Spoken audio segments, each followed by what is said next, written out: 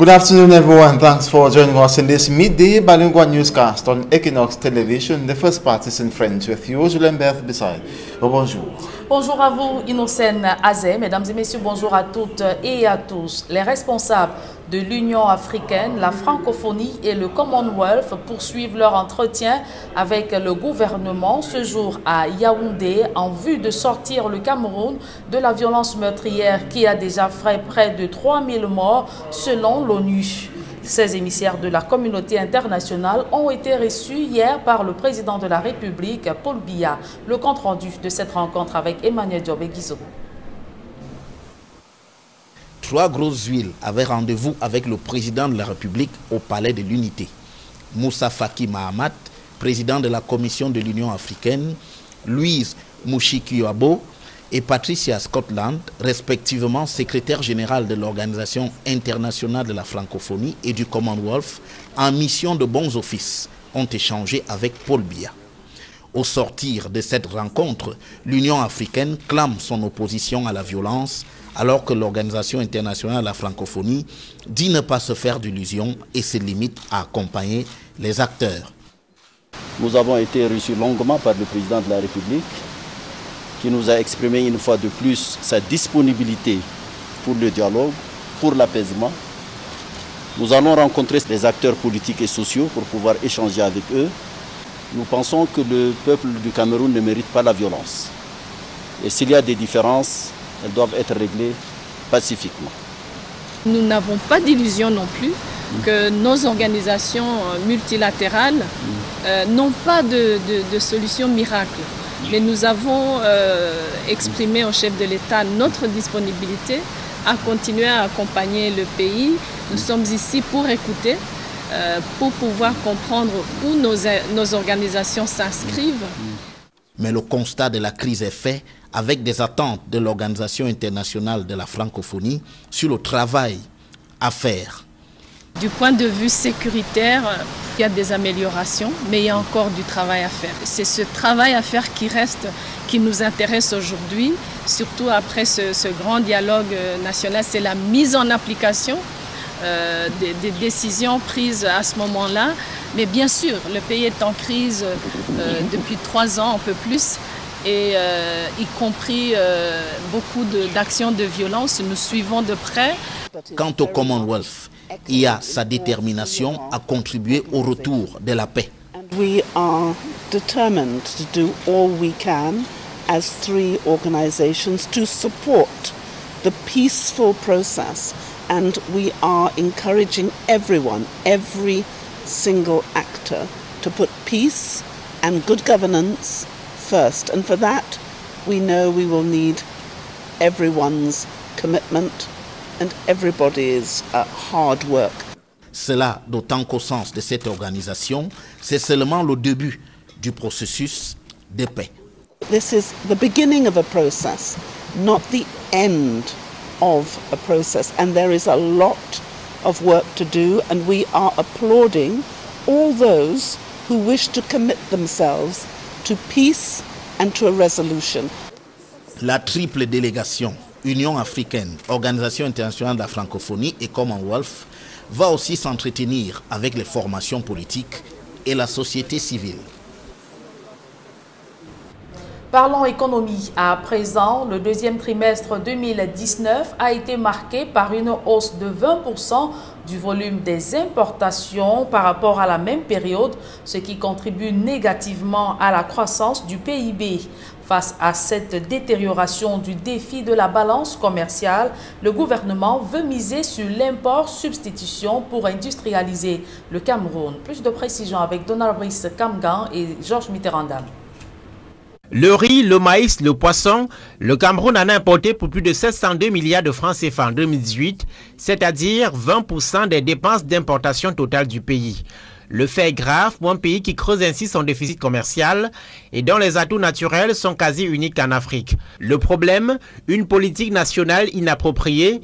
Les producteurs locaux notamment manquent d'accompagnement pour produire à grande échelle. Vous savez que les structures comme le Crédit Agricole qui avait été mise en place à l'époque pour accompagner le secteur agricole ont fait faillite du fait d'une mauvaise gestion et des détournements de fonds publics, et que si le gouvernement doit relever le niveau de l'industrie camerounaise, il faut bien entendu accompagner les acteurs du secteur privé. Le ministre Gabriel Dodon-Doké présente le plan d'industrialisation adopté en 2018 par le gouvernement comme la réponse publique en cours. À travers les concertations qui vont être menées, nous allons enregistrer les préoccupations des uns et des autres. C'est une activité qui a commencé, qui va se poursuivre en s'améliorant. Donc, tout autant l'État que les investisseurs sont attendus sur le terrain de l'amélioration de la transformation locale de nos produits agricoles. Le Cameroun Investment Forum 2019 garde l'un de ses objectifs fondamentaux, les rencontres entre investisseurs et les partenaires d'affaires. Il est nécessaire de se préserver contre des aléas. Et donc, dans ce sens-là, nous disons aux investisseurs ou bien aux promoteurs de projets de se rapprocher de nous pour trouver des solutions sur le marché qui permettent de se préserver contre des éventuels risques. Le Niger a produit des milliardaires. Le Cameroun va penser à produire des milliardaires en accompagnant déjà le petit investisseur. Si on ne peut pas accompagner le petit investisseur, on veut développer le grand investisseur. Je ne crois pas que la Chine, il y a quelque temps, n'avait pas de milliardaires. Actuellement, ils en ont assez. Donc nous demandons simplement au gouvernement qui fait déjà beaucoup, il faut le reconnaître, de se mettre dans la bonne manière de le faire. L'agence de promotion des investissements, organisateur du CIF qui en est à sa 3e édition, entend ainsi poursuivre ses missions d'interlocuteur direct et de facilitateur pour les investisseurs étrangers et locaux. Les personnes vivant avec un handicap visuel demandent au gouvernement de veiller au respect de la loi du 13 avril 2010 consacrée à la promotion et la protection des personnes handicapées dans les domaines de l'éducation, la santé, le sport et l'emploi. Elle dénonce notamment leur marginalisation à l'accès face à l'accès à un emploi décent. Pour faire cette interpellation, ces personnes handicapées visuelles se sont réunies à Douala sur la question de l'employabilité du mal et du non-voyant au Cameroun. Claude Croix, Sylvestre Hippolyte Zangao. Les personnes handicapées visuelles trient une nouvelle fois leur désarroi du fait de la non-application de la loi portant protection et promotion des personnes handicapées du 13 avril 2010. Le décret d'application de cette loi, signé le 26 juillet 2018, apportant des précisions dans la protection des personnes vivant avec un handicap dans les domaines de l'éducation, le sport, les loisirs, la santé et l'emploi, est très souvent ignoré. Réunis au JICAM sur la question de l'employabilité du mal et du non-voyant au Cameroun, les personnes vivant avec ces handicaps dénoncent ces barrières qui les empêchent d'accéder à un emploi. Les préjugés, les gens s'appuient sur des questions, le genre, nous n'avons pas des structures adaptées pour vous intégrer parmi nous, nous n'avons pas le matériel qu'il vous faut, etc. Et donc, on se retrouve complètement exclu. La personne en situation de handicap se trouve complètement frustrée et se demande mais pourquoi on ne me donne même pas l'opportunité de dire en quoi est-ce que je peux apporter une plus-value à cette entreprise. Du coup, on se retrouve avec un grand nombre de personnes au chômage, des gens qui ont pourtant bravé tant de difficultés dans le domaine des études pour arriver au niveau supérieur. Les pouvoirs publics sont ainsi interpellés. C'est la responsabilité de l'État de se rassurer que les droits de tout un chacun sont respectés. Les droits de tout un chacun sont pris en compte. Que personne, aucun enfant de la République n'est abandonné sur le chemin. Donc nous souhaitons qu'il y ait la création d'une structure qui pourrait peut-être être intégrée au FNE, le Fonds national de l'emploi. Et cette entreprise-là serait chargée de recueillir les demandes d'emploi des personnes en situation de handicap, notamment les malvoyants, et aller faire le plaidoyer au sein des entreprises. S'appuyant sur le respect de l'équilibre régional qui régit l'admission aux différents concours d'État, les requérants demandent aussi la prise en compte des couches vulnérables dans ces concours. Nous demandons également que lors de l'intégration dans la fonction publique et les concours, qu'il y ait un quota, c'est-à-dire les pourcentages. On pourrait se dire que s'il y a peut-être 10 malvoyants qui y composent, sur ces 10 malvoyants-là, on prend, voici le pourcentage qui est réservé pour cette catégorie de personnes. On prendra peut-être 1, 2 ou 3% en fonction de ce qu'ils auront écrit, en fonction de leurs résultats au concours. De cette façon, on garantirait l'intégration, je veux dire les chances de tout un chacun à une meilleure intégration. Autrement, on exclut professionnellement une catégorie de gens qui n'aspirent qu'à apporter une contribution à la construction de la nation. C'est donc pour essayer de faire bouger les lignes que la dynamique des aveugles et malvoyants intellectuels du Cameroun est réunie à Douala. À présent, des publi-reportages dans ce journal. La compagnie d'assurance Activa vient de créer un programme d'assurance taillé sur mesure pour la Bayam Selam et la femme entrepreneur. Il s'agit du pack dénommé Mon Asso qui les couvre entièrement sur leur site d'activité quotidienne. Reportage. Activa lance Active Lady, du nom de ce programme d'assurance dont l'objectif est d'assurer les femmes pour mieux protéger la société. À l'origine de celui-ci, un constat frappant qui présente les femmes entrepreneurs et Bayam Selam comme de véritables laissés pour compte du monde de l'assurance, du fait de la quantité de leurs ressources. C'est une population qui présente les mêmes risques d'assurance que les autres. Il n'est pas question pour nous de dire que parce que leurs revenus ne sont pas élevés, que nous n'allons pas leur proposer des solutions d'assurance. Notre approche de l'assurance a toujours été une approche inclusive. Inclusive, quel que soit le niveau socio-économique de la personne concernée, quel que soit son lieu de résidence, que ce soit un paysan, un citadin ou pas. Alors pour elle et toutes les autres, le groupe Activa a choisi de faire les choses différemment en leur proposant dorénavant une police d'assurance taillée sur mesure et à la hauteur de leurs exigences. Nous avons travaillé avec elles pendant des mois, justement pour mieux les connaître, mieux les comprendre, surtout mieux cerner ce qui dans leur activité présente le plus le risque d'aléa. Et même les caisses qu'on a prévues pour elles, c'est elles qui en ont fait le dessin parce qu'elles savaient beaucoup mieux que nous exactement ce qu'elles souhaitent avoir comme comptoir de vente et tout cela. Avec une dénomination en laquelle toutes les femmes se reconnaissent, Mon Asso, un pack qui cumule une double protection pour l'assuré, mais aussi sa marchandise. Car avec lui, l'assuré a droit à une caisse et un parasol, qui facilite ainsi le transport de sa marchandise et la protège du vol et des intempéries. Elle est en plus couverte contre tout risque d'accident dans son activité et en cas de décès, Activa reverse à ses enfants ou ayant droit un capital pour assurer leur avenir. Avant de tomber, comme vous venez de voir, j'étais assurée et les enfants ne devaient pas trop souffrir. Ils devaient avoir une assurance et puis les médicaments ne devaient pas être payés en compte. Les enfants ne devaient pas courir des risques pour chercher de quoi manger. Pour ce qui est des femmes entrepreneurs, un portail web qui est une centrale de services multiples alliant entre autres information, formation, réseautage pour booster leurs activités a été créé. Alors, pour parler de ce projet innovant, le groupe Activa a procédé en interne à la formation de son staff, à qui des attestations ont été remises.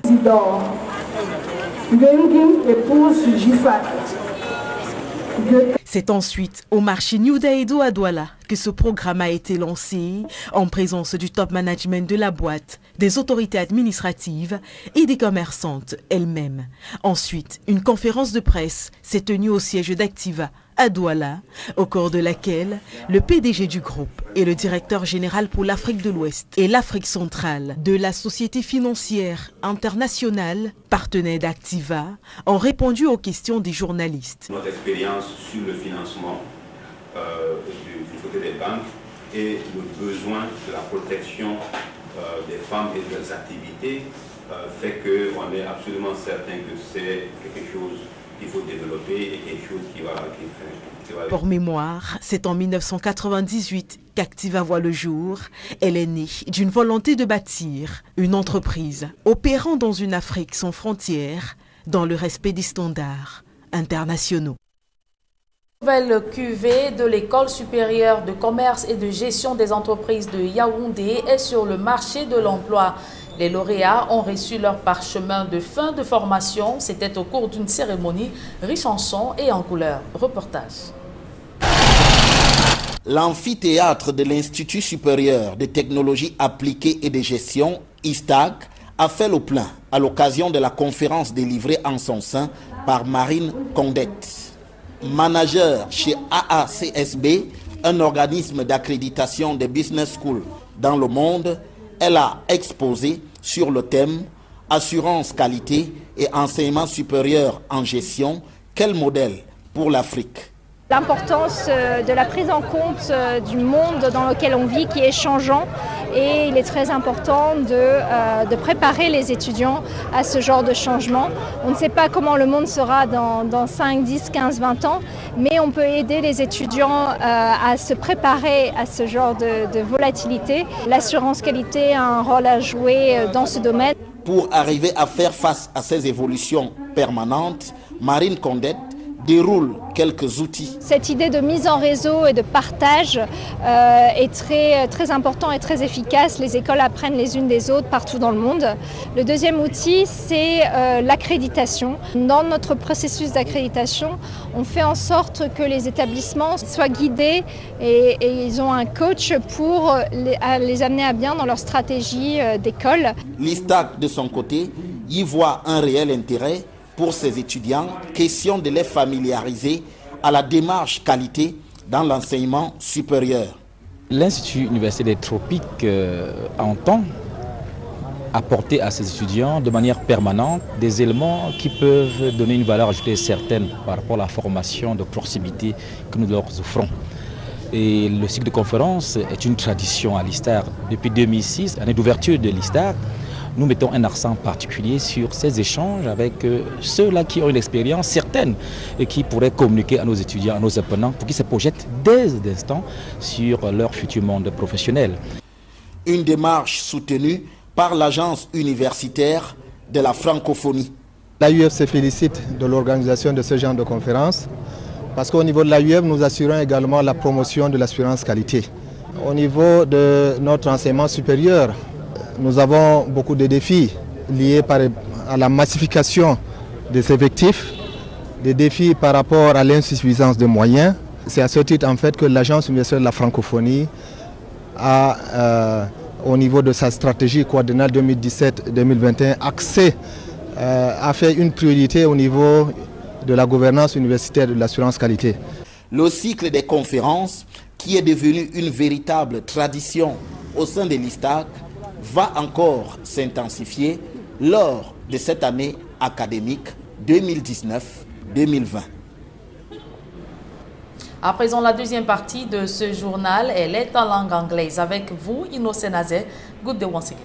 Good day once more, Julien and to our viewers. Good day to you once more, and thanks for staying with us. The Secretary General of the Commonwealth and equally the international organization La Francophonie, that's Patricia Scotland and Louise Moshikiwabo, respectively, and the African Union Commission Chairperson Fakim Mahamat continue meeting with government authorities as well as political actors and the civil society to chart out ways from the Anglophone crisis. And yesterday, while meeting with the head of state, Paul Biya, they spoke to the press with Patricia Scotland, the Secretary General of the Commonwealth, saying a remedy to the socio-political tensions in Cameroon, notably in the two English-speaking regions of the country, is good governance.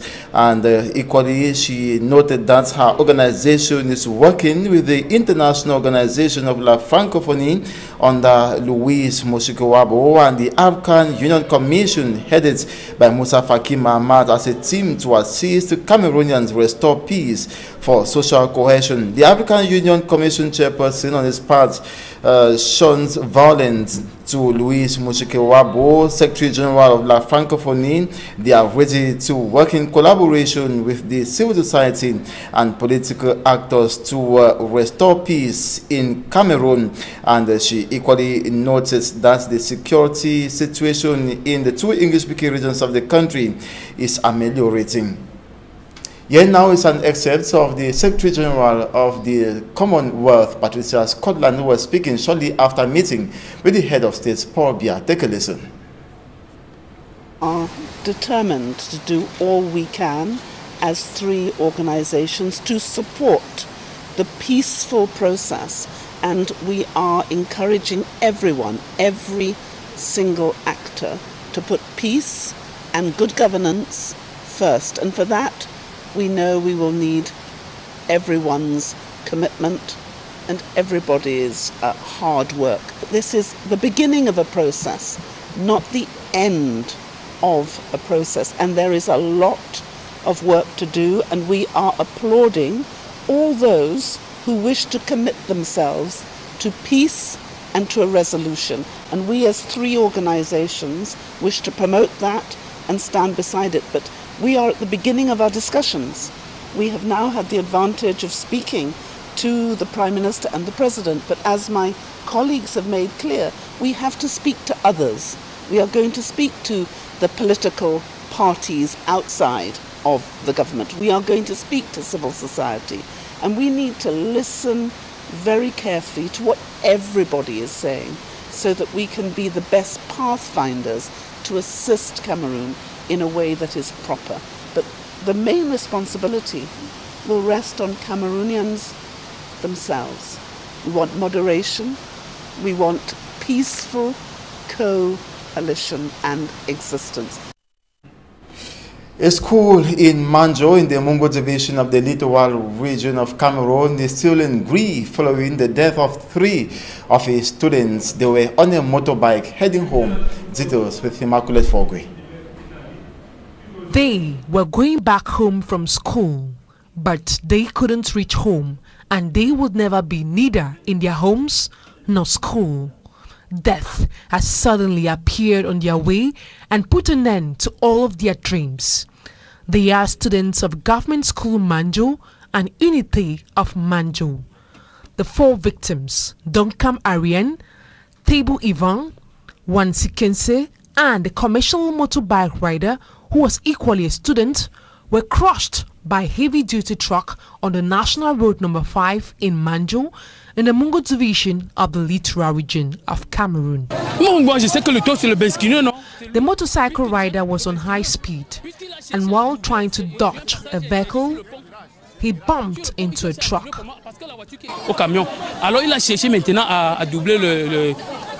Just standing near here and we just heard over there that there was an accident here, and when we were rushing there, and we said that we see that 4 people was already down, that they were dead. So, but it's because the Okada man was having too much load behind the Okada. So it will make us, the Okada people, also to learn that it's not good to carry more than 4 people on top of an Okada or a bike. The news of the passing away of these students has left their teachers and friends in shock. It is very painful. We spent almost the whole day with their children in school, and a minute later, we are told they are dead. Put yourself in our shoes. It is really painful. After spending the whole day with friends and later you find them in such a situation, it is a pity. The 4 victims of the road accident were residing at the Mantam neighborhood in Manjo. The 4 corpses have been taken to the Manjo mortuary. As echoed all over the world, Cameroon's economy, though fragilized, stands on a better scale in the Central African Economic and Monetary Community, CEMAC. But as at now, the country says not to be the best for investments, as according to local investors, the country is facing socio-political tensions, and equally the fact that they lack funding, reasons why they cannot effectively invest in the country. And they were speaking during the opening of the Cameroon Investment Forum in the nation's economic capital, Douala, under the theme Cameroon industrialization, or business stakeholders in Cameroon industrialization through import substitution. It was attended by a reporter Immaculate Fogwe, rather Hemin Iluga. Said to be the largest economy which has enjoyed continuous growth in the Central African Economic and Monetary Community, CEMAC, Cameroon, however, faces enormous challenges in its economic sector. Part of the problem we have in Cameroon is that we tend to produce the things that we don't consume and consume the things that we do not produce. With most challenges hovering around the import-export of goods, local investors this recent years have tabled field realities such as the low consumption of locally produced goods, no funding, among other challenges. That's the problem. Communication, assistant, technical assistant. It's not just about making conferences, symposiums, spend enough money. The half of this money that they organize over should have had like 10 projects. These setbacks, which are said to be caused by the unspeakable importation stand of Cameroon, rice, for instance, is a good example, with Cameroon having imported 888,000 tons of rice as at 2018, with each Cameroonian consuming an average rate of 25.5 kilograms of rice per year. And similar to rice importation, Cameroon as well highly imports fish, of about 200,000 tons of fish per year. These are just a few lots of highly consumed goods in Cameroon which are being imported. But what should be taken into consideration? Economic facilitator says import substitution linked to mindset. The patriotism issue is a question we have to address. And once people start feeling patriotic, they will go out of their way to even sustain products which are not the very best, but it's a product of their own people. The ingredients are all there, but we need to believe in ourselves. On the part of the government representatives such as the Minister of Livestock, Fisheries and Animal Industries, Dr. Tiger, the Minister of Trade, Luc Magua Bagaratangana, and the Minister of Industry, Mines and Technological Development, Gabriel Ndodo Doke, among other government representatives.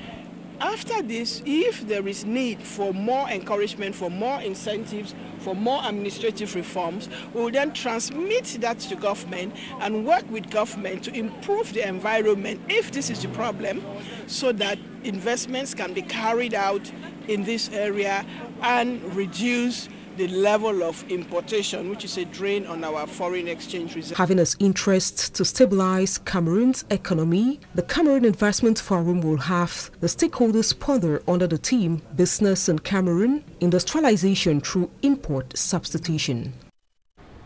Cameroonians with visual impairments say the government has failed in its responsibility to protect them by snoring in slumber and not strictly enforcing laws demanding their protection in the domains of employment in the public and private sectors. They wish for material and structural empowerment, declaring their relegation, whereas they are competent to yield satisfactory results. Their overall expectation is that government creates an agency that will not only defend their employment rights, but to ensure they are at all costs employed and entitled to salary, which will go to improve their standards of living like any other citizen. They were speaking in a national symposium in Douala that was yesterday. They belong in associations of persons living with disabilities. This is happening few days to commemoration of the International Day of Persons with Disabilities on December the 3rd, 2019. Here now is an excerpt of a participant, Mbong George Cyril, who is equally a journalist. Take a listen. We are facing too many challenges as disabled people as far as job is concerned. The main difficulty is pre-mindset. People think that as you cannot see, as you are not sighted, it will not be easy for you to adapt, to adjust yourself in a company. You will not be able to work. What we wish to say is that that is not true. We wish the private companies to give us an opportunity so that we can show them what we are able to do. When we are in a republic like Cameroon, it is the duty of the state to make sure that the rights of everybody, each and any person, are respected in the country, so that no one will be left out. So the state should put in place a company, a structure that will be in charge to collect all our files and defend our rights when it comes to recruitment with private or public companies. And that's it for this 12 p.m. Bilingual Newscast. Thanks so much for watching. Do join us at 4 p.m. Julien Bessara, on se revoit à 16h. Le rendez-vous est donc pris pour 16h. Innocène Azé, mesdames et messieurs, merci d'avoir été des nôtres. Restez surtout scotchés sur les programmes de la meilleure des télévisions.